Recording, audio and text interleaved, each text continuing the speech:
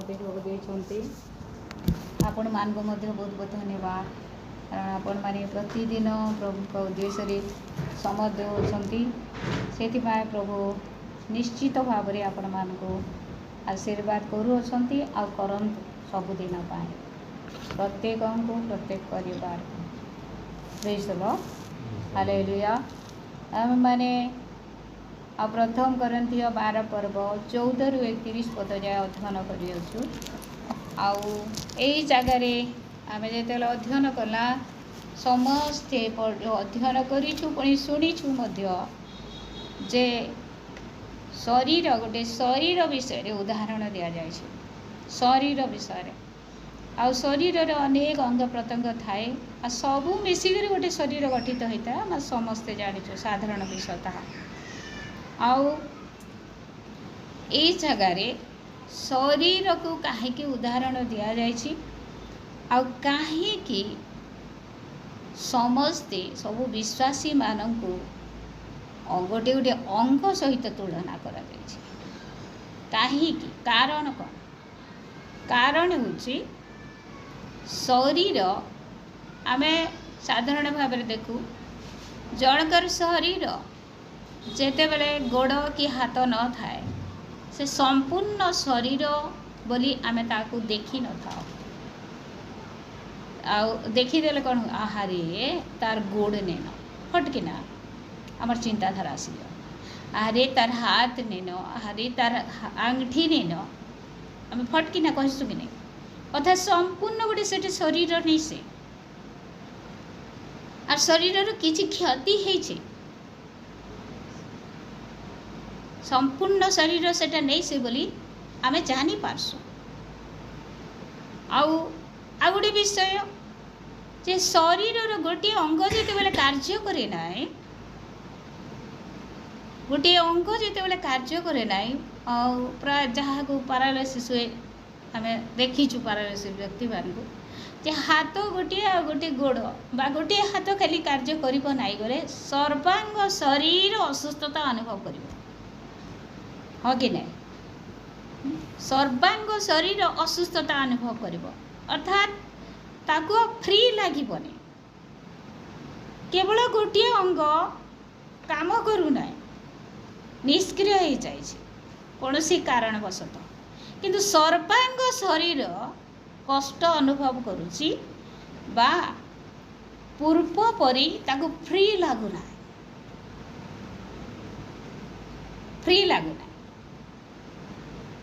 କାରଣ କ'ଣ? ତାର ଶରୀରରେ କିଛି କଷ୍ଟ ଆସିଛି ଆଉ ଗୋଟିଏ ଅଙ୍ଗ କାମ କରୁନାହିଁ।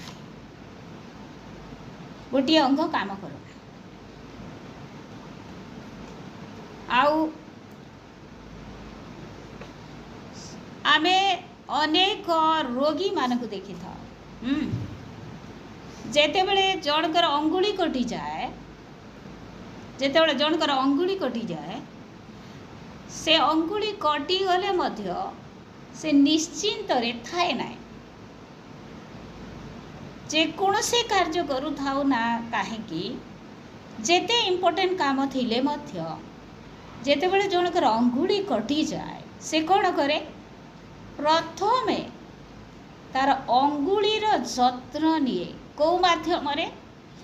ଯେଉଁ ହସ୍ତରେ କ୍ଷତ ହେଇନାହିଁ ସେହି ହସ୍ତ କ୍ଷତ ହେଇଥିବାର ଅଙ୍ଗୁଳିର ଯତ୍ନ ନିଏ।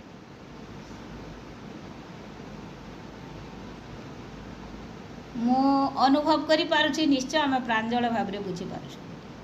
ହଁ କି ନାହିଁ? ଏଇଟା ସାଧାରଣ ବିଷୟ।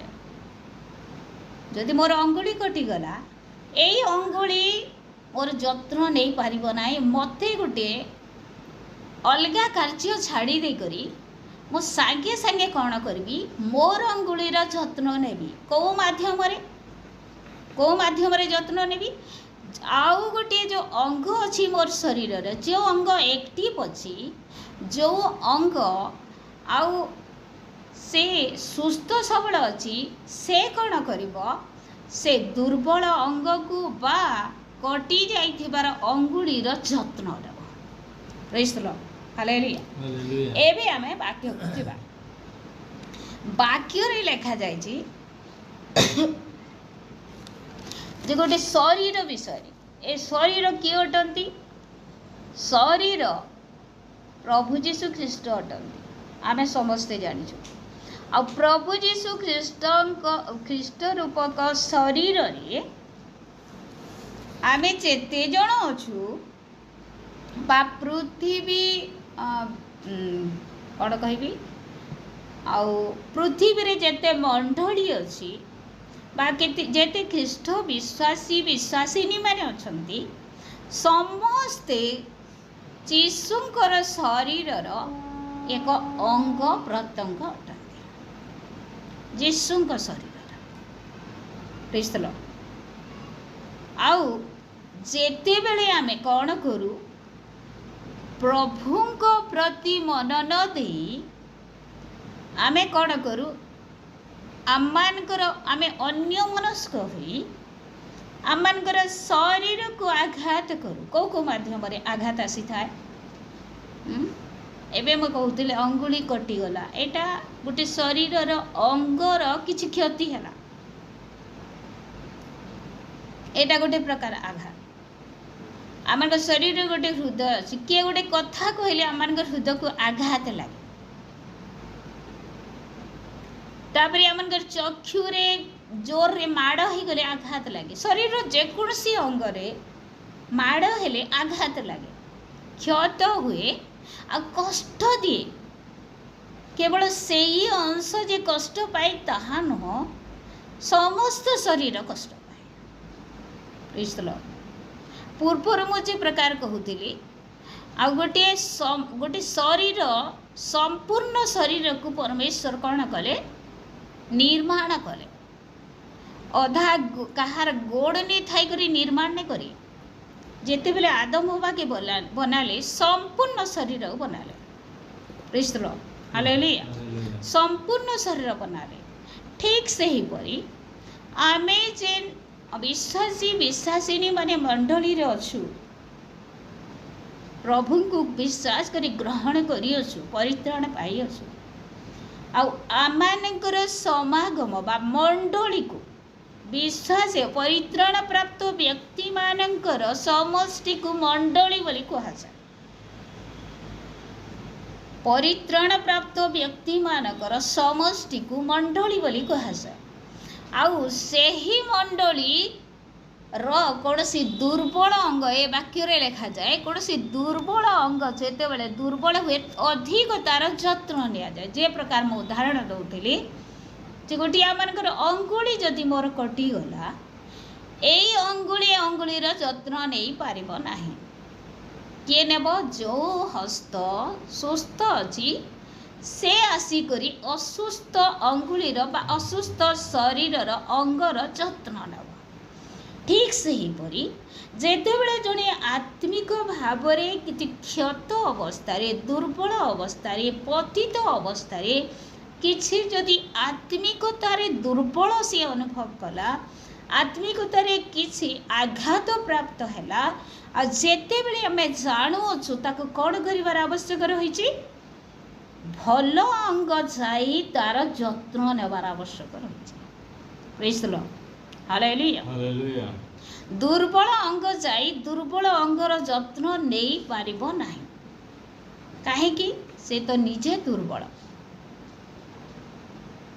से निजे दुर्बल से दुर्बल अंग निजे निजर जत्न नहीं पारिबो नाही प्रथम विषय ताकू अन्यर साहाय्य दरकार अर्थात शरीरर सुस्थ थिबार अंग ताकू कौन करिबो जत्न नेबो प्रेज द लॉर्ड ठीक से ही परी आमे जेतेबेले विश्वासी विश्वासिनी भाव रे जीशु रूपक शरीर बा मंडली रूपक शरीर रे सुसंयुक्त हेइछु सेतेबेले जदि आमे आत्मिकतारे दुर्बल हे गला अन्य जो सबल विश्वासी माने अछंती से माने ताकू कौन करिवार आवश्यक तार जत्न नेबार आवश्यक रहिছে प्रेज द लॉर्ड के प्रकार जत्न से जे प्रकार सुस्थता पाइब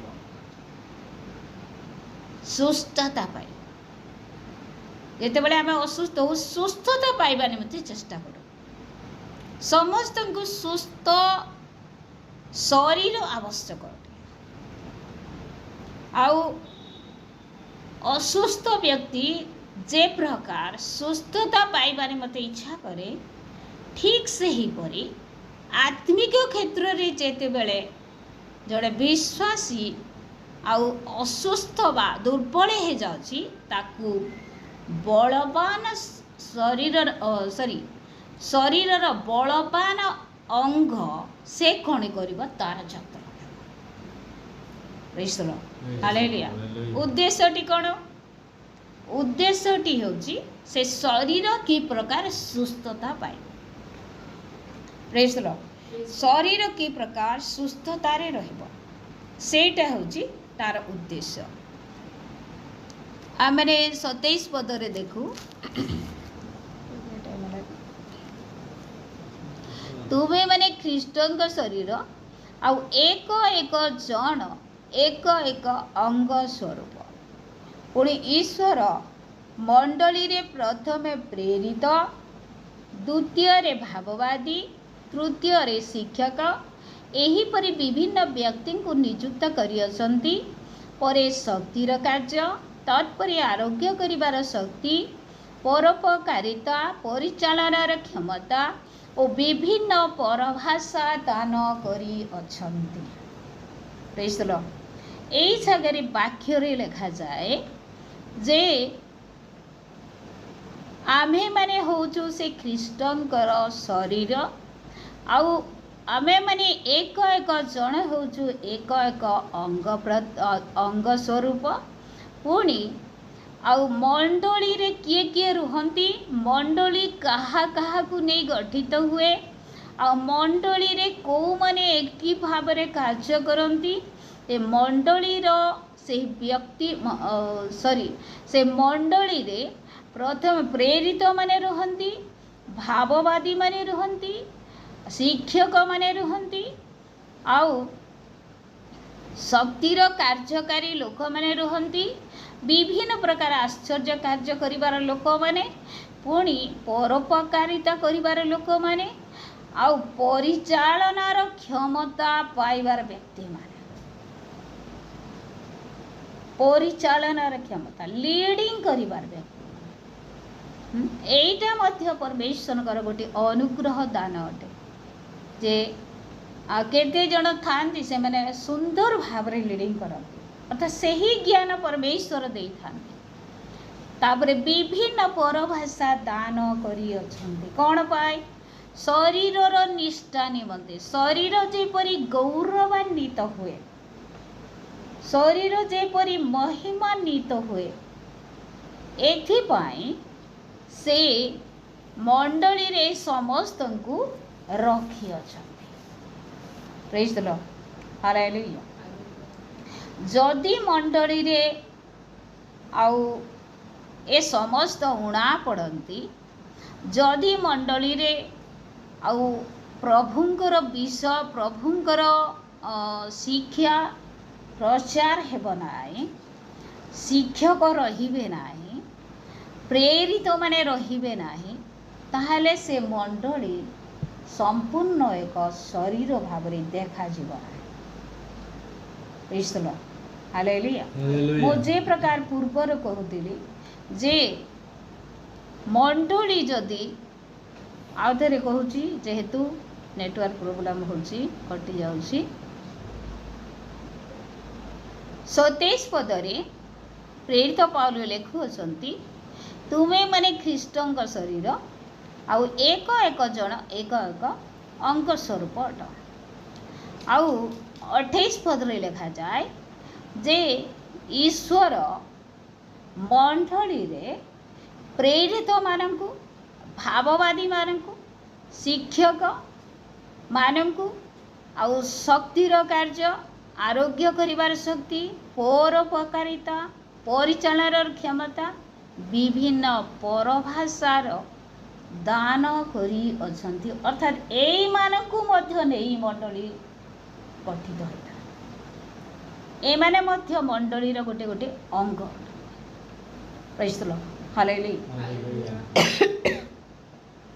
जदि 28 पद लिखा जाए ईश्वर बोली लिखा जाए, ईश्वर मंडली रे प्रथम रे प्रेरित, द्वितीय रे भाववादी, तृतीय रे शिक्षक इत्यादि इत्यादि एमान को कौन करी रखी अछंती।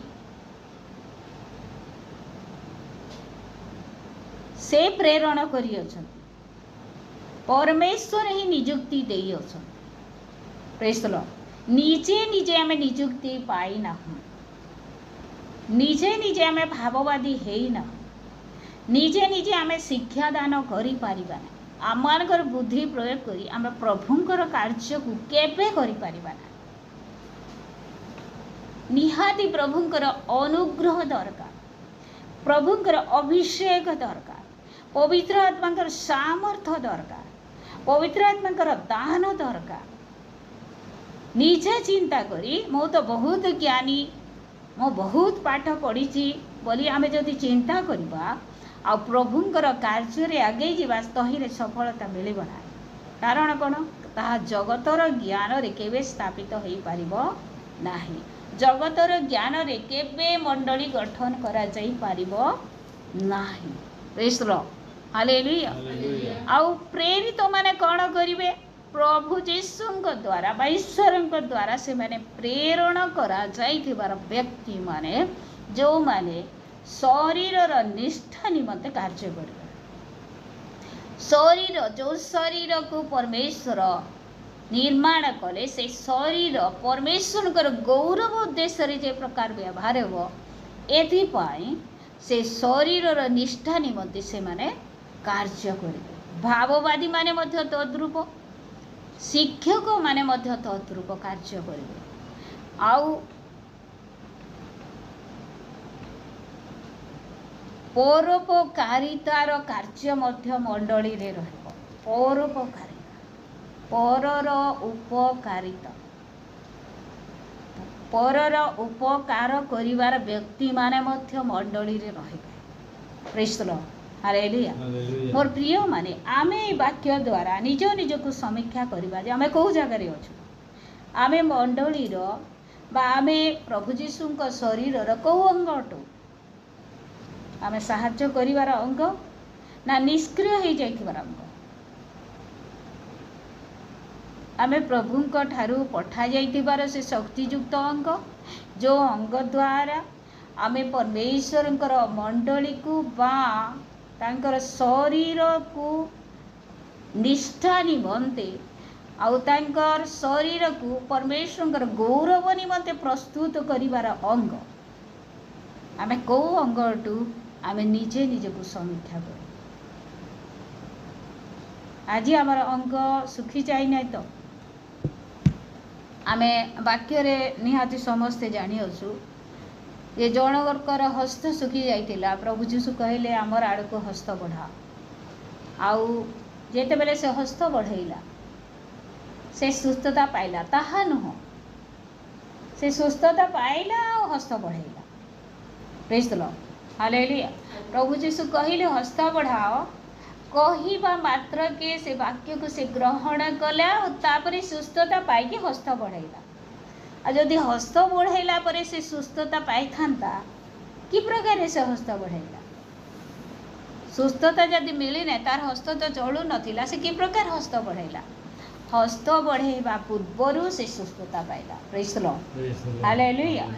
आउ प्रभु जीशु ठीक से ही परी जदि आमानकर अंग जदि आमे जदि से सुखी जाइतिबार हस्त निया आमे ने अटू, जदि आमानकर पैरालिसिस हो जाइतिबार व्यक्ति ने आमानकर अंग अटे, ताहले आमे कोनोसी कार्य योग्य न। सेथिपाई कौन करिबार आवश्यक रहिछि, तहिर उत्तम चिकित्सा करिबार आवश्यक रहिछि। कि प्रकार हेबो, ठीक थिबा सुस्थता थिबा स्वास्थ्यवान थिबा अंग माने नहीं आउ से असुस्थ अंग मानकर जत्न नेबे। Praise the Lord. हालेलुया। जो द्वारा से माने कोन हेबे, एक स्वास्थ्यवान शरीर होई परमेश्वर कर इच्छा को पूरा। परमेश्वर कहीं शरीर को आमान को शरीर रे निर्माण कले, हमको कहीं जीवन दे आउ से बंचे रखी अछंती तांकर गौरव वर्णना करिबा निमंते। ତାଙ୍କ ପ୍ରଶଂସା କରିବା ନିମନ୍ତେ। ପ୍ରେଜ୍ ଦ ଲର୍ଡ। ଆଉ ସେଥିପାଇଁ ଆମମାନଙ୍କର ମଧ୍ୟ ଆମେ ଯେହେତୁ ପ୍ରତ୍ୟେକ ଜଣ ଗୋଟେ ଗୋଟେ ଅଙ୍ଗ, ଆମେ କ'ଣ କରିବା? ପ୍ରଥମେ ଆତ୍ମିକ କ୍ଷେତ୍ରରେ ସ୍ୱାସ୍ଥ୍ୟବାନ ରହିବା। ଦ୍ୱିତୀୟରେ ଆମେ ତାଙ୍କର ଇଚ୍ଛାକୁ ତାହା ନୁହଁ, ଦ୍ୱିତୀୟରେ ପରସ୍ପର ଦୁର୍ବଳ ଅଙ୍ଗମାନଙ୍କୁ ସାହାଯ୍ୟ କରିବା, ଯଦ୍ୱାରା ସେମାନେ ମଧ୍ୟ ସବଳ ହେବେ। ତୃତୀୟରେ ଆମେ ଆମମାନଙ୍କର ଶରୀରକୁ ବା ଆମମାନଙ୍କର ଅଙ୍ଗକୁ ସ୍ୱାସ୍ଥ୍ୟବାନ ରଖିବା ବା ପ୍ରଭୁ ଯୀଶୁଙ୍କର ମଣ୍ଡଳୀ ଗୌରବାନ୍ୱିତ ହେବା ନିମନ୍ତେ ପ୍ରତ୍ୟେକ ଅଙ୍ଗ କ'ଣ କରିବ? ନିଜ ନିଜର ଦାୟିତ୍ୱରେ ସେ ବିଶ୍ୱସ୍ତ ରହିବ। ପ୍ରତ୍ୟେକ ଅଙ୍ଗ ନିଜ ନିଜ ଦାୟିତ୍ୱରେ ବିଶ୍ୱସ୍ତ ରହିବ। ଯଦି ଗୋଟିଏ ଅଙ୍ଗ କହିବ ମୁଁ ଏ କାମ କରିବି ନାହିଁ, ଯଦି ଆମେ ସମ୍ପୂର୍ଣ୍ଣ ଜାଣିଛୁ ଏ ବାକ୍ୟରେ ଯେ ଗୁଡ଼ାଏ ଉଦାହରଣ ସବୁ ଅଛି ସବୁ ଅଙ୍ଗର। ହାତ ଯଦି କହିବ ମୁଁ ହାତର କାର୍ଯ୍ୟ କରିବି ନାହିଁ, ଆଜି ଖାଇବି ନାହିଁ, ଆଜି ମୁଁ ବ୍ରସ୍ କରିବି ନାହିଁ, ଆଜି ମୁଁ ଗାଧେଇବି ନାହିଁ, ତାହେଲେ ସେ ଶରୀର ସେ ପ୍ରକାର ଅବସ୍ଥାରେ ରହିବ। ପ୍ରେଜ୍ ଦ ଲର୍ଡ। ହାଲେଲୁୟା। ଚକ୍ଷୁ ଯଦି କହିବ ମୁଁ ଦେଖିବି ନାହିଁ, ମୁଁ କାହିଁକି ସବୁଦିନ ଦେଖୁଥିବି, ଏ ପ୍ରକାର ଯଦି କହିବ, ତାହେଲେ ସେ ଶରୀର ନିଷ୍ଠା ପ୍ରାପ୍ତ ହେବ ନାହିଁ। ଶରୀର ଦ୍ୱାରା ପରମେଶ୍ୱର ଗୌରବ ପାଇବେ ନାହିଁ।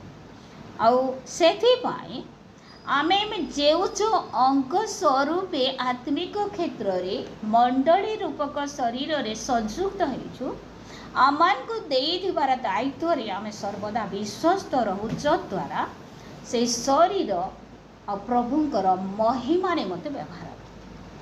ପ୍ରେଜ୍ ଦ ଲର୍ଡ। ସେ ମଣ୍ଡଳୀ ପ୍ରଭୁଙ୍କର ଗୌରବ ନିମନ୍ତେ ବ୍ୟବହାର ହେବ। କେତେବେଳେ ହେବ?